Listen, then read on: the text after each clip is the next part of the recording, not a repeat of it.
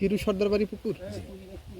খাস পুষ্করণী। আচ্ছা, এই পুকুরটা কি অবস্থা? এটা কত বছর আগে কাটছেন? আর এরপর আমি ওই সময় হাফ প্যান্ট পরি আর কি, নিচে 50 দলিল আগে কাছে বন্যার আগে স্বাধীনের আগে ধারণা দিছি নিচে 50।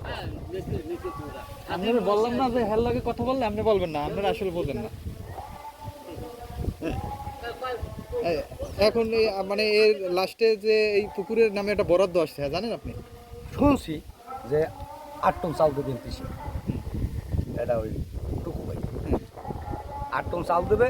এরপর তো আমাকে এসতে গেছে প্রচুর, আমার নিজে খরচাইছি। এসার পর এরপর একজন ইয়ে আনছে আপনার ওই বেকুয়ালা, ওই রাশেদ মোল্লা আনার পর হ্যাঁ দেখে গেছে। আমি দরজা বলছে না বলছে জানি না। এরপর তো মাঝখানে পর বন্যা হয়েছে, বন্যায় বৃষ্টিতে তলাই গেছে। তলাই যাওয়ার পর এখন পর্যন্ত কোনো বরাদ্দ টরাদ্দ কমবে কি করতে না।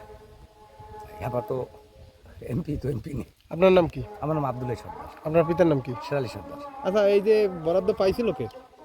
শুনছি যে কাজ ভাই পাইছি। কায়েস ভাই আইছিল আপনাকে এবছর? এই কয়েক না এবছর আমি আমার লাগতে হয় নাই। বলছে কি কাটবে টাটবে? না বলেন কিছু বলেন না কিছু।